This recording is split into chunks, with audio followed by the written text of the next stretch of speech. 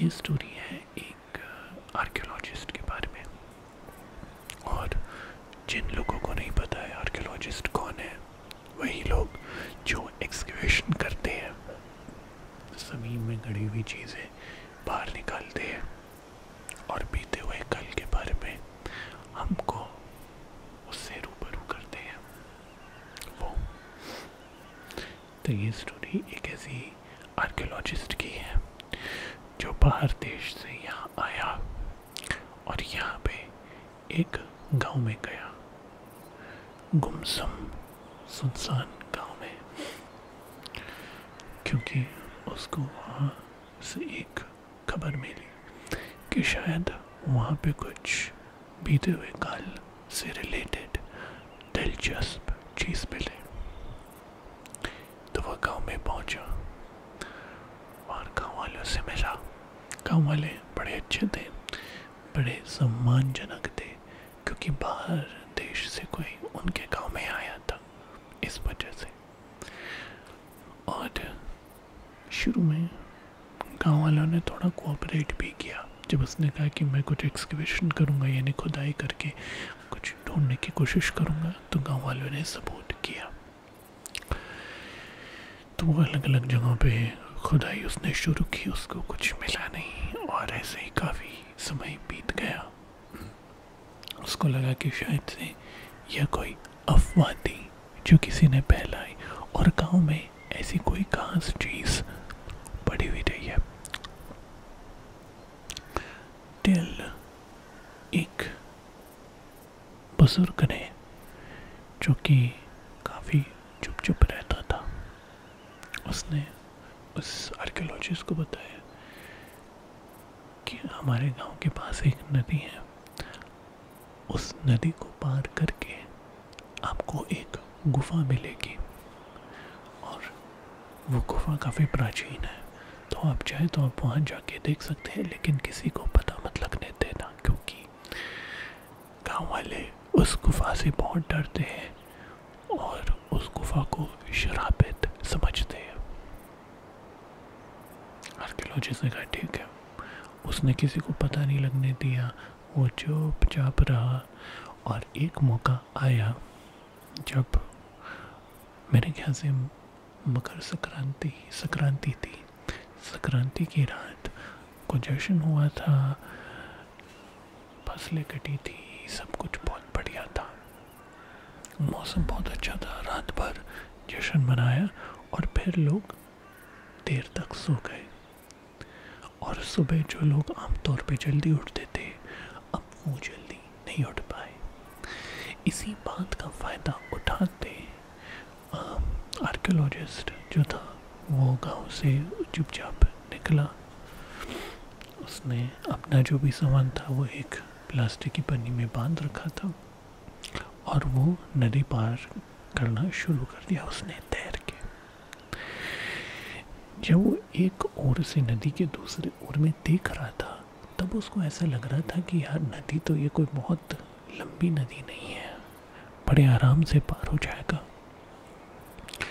लेकिन जैसे ही वो नदी में घुसा और तैरना शुरू किया, वो जितना ज़्यादा और जितनी जल्दी तैर रहा था, दूसरा छोर उतना ही उससे दूर भाग रहा था।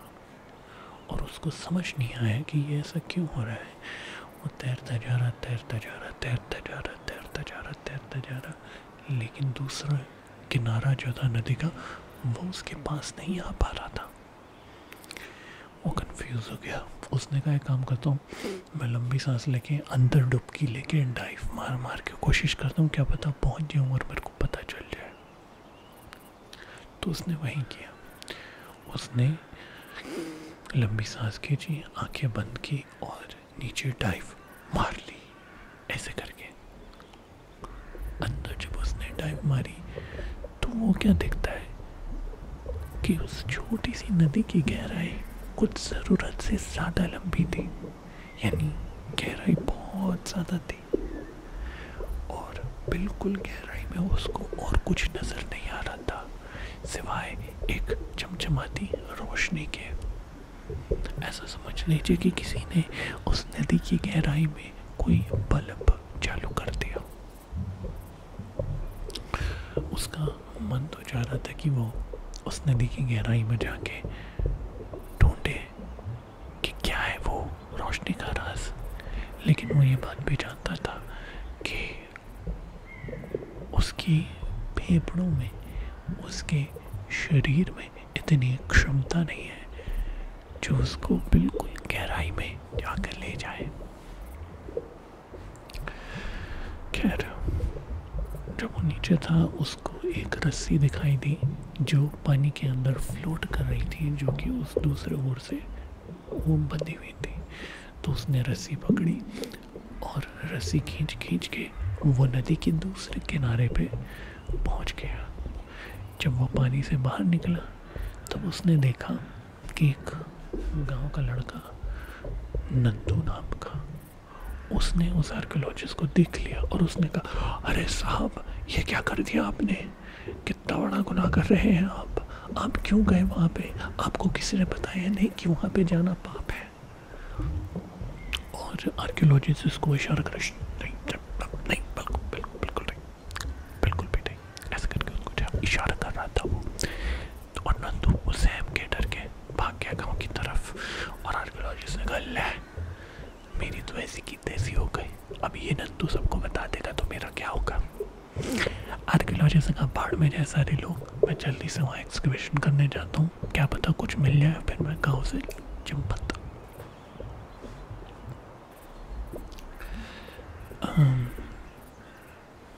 तो उसके बाद दूसरी ओर में आर्कियोलॉजिस्ट अपने आगे चलता गया चलता गया चलता गया चलता गया चलता गया। जंगल था, लेकिन एक बड़ी अजीब सी बात थी, इस जंगल के पेड़ साइज में बहुत छोटे छोटे थे, बहुत छोटे, मतलब वो कोई पौधे नहीं थे, वो थे पेड़। उनका आकार, उनका स्ट्रक्चर एक बड़े किसी बरगद के या पीपल के या आम के पेड़ वाला था, पर उनका साइज इत्तू सा था, इत्तू सा। समझाना हो तो समझ गए ना, छोटे साइज के एक जंगल था और वो जंगल उसके टखनों तक भी नहीं पहुंच पा रहा था। पर वो आगे चलता गया चलता गया चलता गया चलता गया चलता गया और उसको इवेंचुअली गुफा दिख गई। हालांकि वो गुफा का साइज भी बहुत छोटा था, पत्थर और मिट्टी से बनी हुई वो एक गुफा थी, एक छोटा सा छेद था जो अंदर जाता था। तो उसके अंदर, जैसे अगर आप लोगों ने जयजंत्रम मंत्रम पिक्चर देखी होगी, उसमें कैसे छोटे लोग थे, उस टाइप का समझ लीजिए आप। तो वो उसको समझ नहीं आ रहा कि मैं अब करूँ तो करूँ क्या। तो उसने क्या किया, उसके पास टूल्स थे जिसमें से पिकैक्स भी था उसके पास और एक चिजल था। तो उसने चिजल और पिकैक्स लिया और टिक टिक टिक टिक टिक टिक टिक टिक टिक टिक टिक टिक टिक टिक टिक उसने उस पत्थर की गुफा को तोड़ना ऊपर से शुरू किया। वो उस पर हथौड़ा मारता गया मारता गया मारता गया मारता गया मारता गया और उसकी ऊपरी सतह में क्रैक आने शुरू हो गए और आर्कियोलॉजिस्ट ने वो उठाया और दूसरी ओर फेंक दिया। अंदर उसको क्या दिखाई दिया वो देख के वो हैरान हो गया। उस गुफा के अंदर, वो गुफा का साइज छोटा था पर उसका जो सरफेस एरिया था वो बहुत बड़ा था और उस गुफा में उसको दिखे काफ़ी सारे टूटे हुए कंकाल, स्केलेटन्स। बट अब इंटरेस्टिंग चीज़ जो मैंने आपको पहले बताई थी वो ये थी कि उस कंकालों का भी साइज बहुत छोटा छोटा था, छोटा छोटा छोटा छोटा, small small small small small small size के थे वो। और स्मॉल इन द सेंस ये नहीं कि वो किसी चूहे के थे या किसी बोने के थे, नहीं, उनका आकार ऐसे लग रहा था कि वो किसी बड़े नॉर्मल इंसान के हैं पर साइज छोटे थे और वो सारे टूटे हुए थे। वो उन सब को उठा के उनको ध्यान से देख रहा था तो वो एक्चुअल जिन तत्वों से एक इंसान की हड्डी बनती है उन्हीं तत्वों से वो बने हुए थे पर थे छोटे। तो खैर वो ढूंढता गया ढूंढता गया फिर उसको मिली एक कब्र, एक है ना समाधि किस्म की। उसने अपना पिकैक्स और हथौड़ा लिया, उस समाधि खोली, तो उस समाधि के अंदर एक पूरा का पूरा इंटैक्ट छोटा सा स्केलेटन लेटा हुआ था। आर्कियोलॉजिस्ट बहुत खुश हो गया, उसने कहा ये तो एक कमाल की डिस्कवरी हो गई, कमाल की डिस्कवरी। और उसने वो समाधि के स्केलेटन को उठाया और एक छोटे से डब्बे में बांध के उसको अपने बैग में डाल लिया। तभी उसी वक्त वहाँ पे नंदू आ गया। नंदू जोर जोर से रोने बिलखने और चीखने लगा कि आपने ऐसा क्यों किया, क्यों किया, क्यों किया, क्यों किया। अच्छा, पता क्या चलता है कि जिस बुजुर्ग ने आर्कियोलॉजिस्ट को बताया था ना कि जी आप वहाँ पे जो आपको कुछ मिलेगा, वो नंदू का दादा था। तो आर्कियोलॉजिस्ट ने कहा कि तुम्हारे दादा ने मेरे को इसकी खबर दी थी, तो तुम क्यों इतना चिंतित हो रहे हो। तो नंदू ने बताया कि अभी अभी जब आपने मुझे भगा दिया था, मैं अपने घर गया तो मुझे क्या देखता हूँ कि मेरे दादा का निधन हो गया, उन्होंने दम तोड़ दिया। तो ये जरूर आपने जो किया उसका श्राप है और मैं आपको ऐसे करने नहीं दूंगा। और वो बैग खींचने लगा और चीखने लगा। इसी बात पे आर्कियोलॉजिस्ट को गुस्सा आया और उसने नंदू को जोर से मुक्का मारा और नंदू बेहोश हो गया। आर्कियोलॉजिस्ट ने सोचा पहाड़ में जाइए, मैं अब अपने वहाँ वापस जाता हूँ, मुझे जो चाहिए था मुझे मिल गया, मेरी greatest discovery of all time हो गई।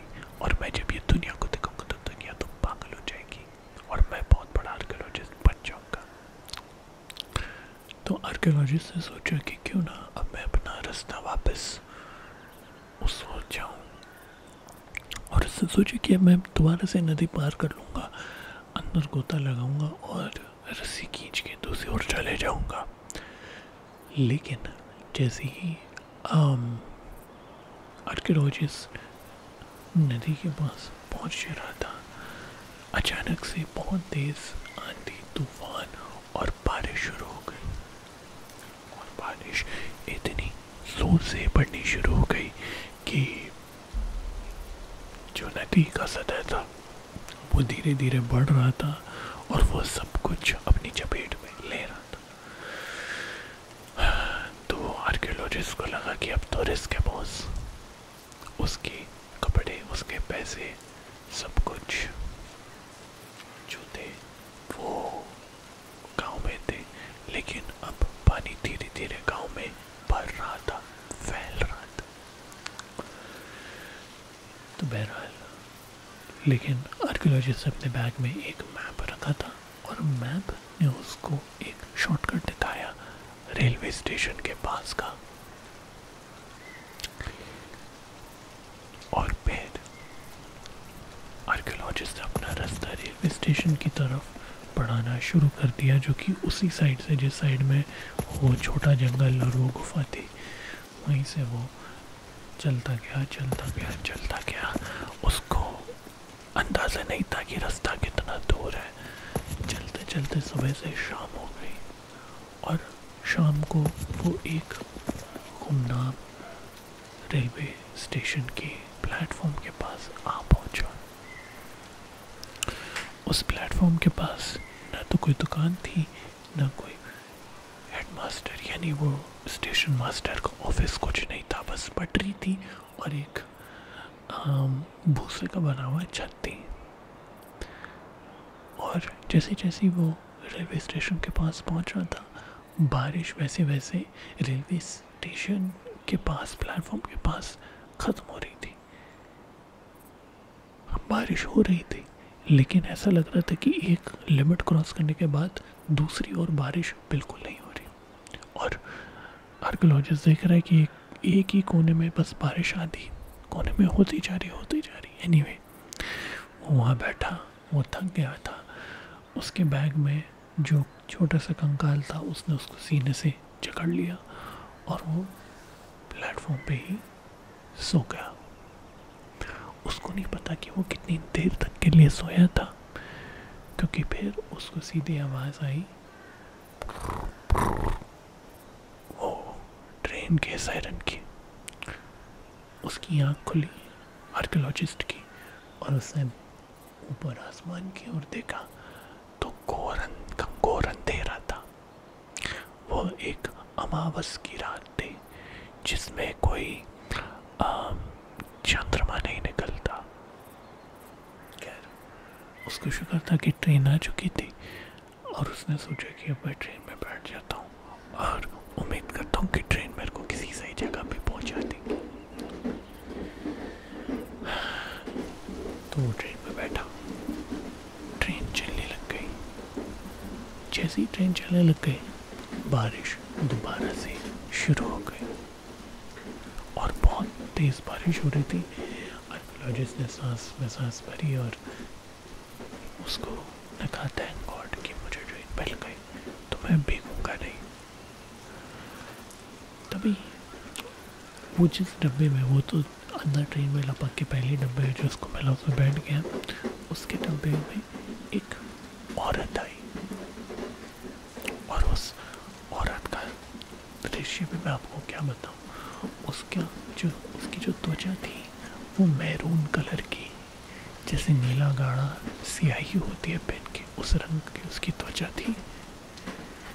सफ़ेद रंग की साड़ी पहन रखी थी और उसके पीले रंग के बाल थे। बड़ी अजीबोगरीब सी औरत दिख रही थी।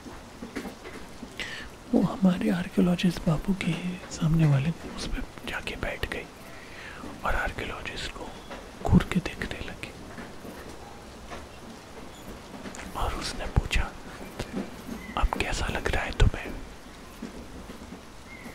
आर्कियोलॉजिस्ट ने कहा देखिए मैडम, मैं आपको ना जानता हूँ ना पहचानता हूँ और मैं बहुत दूर से पैदल चल के आया तो मैं बहुत थक गया हूँ, तो प्लीज़ मैं बात करने की मूड पे रही। तो उस औरत ने कहा कि बात तो करनी पड़ेगी तुम्हें, क्योंकि तुम इतनी बेशकीमती चीज़ हमसे उठा के ले गए और अब तुम सोच रहे हो कि तुम आराम से यहाँ से निकल पाओगे। आर्कियोलॉजिस्ट डर गया, कौन सी चीज़? औरत ने कहा बनो मत। जब तुमने उस गुफा को तोड़ा था ना, तो उसके अंदर जितने लोगों की लाशें पड़ी थी उनकी आत्माएं चीख रही थी और मुझे उसके चीखने की आवाज़ आ गई। कातिल, दुष्ट, तूने ऐसा क्यों किया? आर्कियोलॉजिस्ट ने बोला मैंने जो भी किया उससे तुम्हें क्या लेना। फिर उस औरत ने कहा कि तुमने जो छोटा सा वो कंकाल अपने पास रखा है, तुम्हें मालूम भी है कि वो किसका कंकाल है? आर्कियोलॉजिस्ट ने कहा नहीं। तो उसने कहा सुनो, आज से कई सदियों पहले जिस गांव में तुम गए उस गांव में ये लोग रहते थे जिनका आकार आम इंसानों से बहुत छोटा था।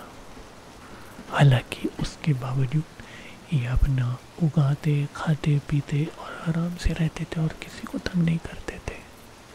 फिर अचानक एक दिन खाने, हरियाली, फसल की खोज में हमारे जैसे नॉर्मल साइज़ के लोग इनके गांव में आए, धावा बोला और हमने इनको मारना शुरू कर दिया था। चूँकि इनका साइज़ हमसे छोटा था इसलिए ये हमको नहीं हरा पाए थे। मैं भी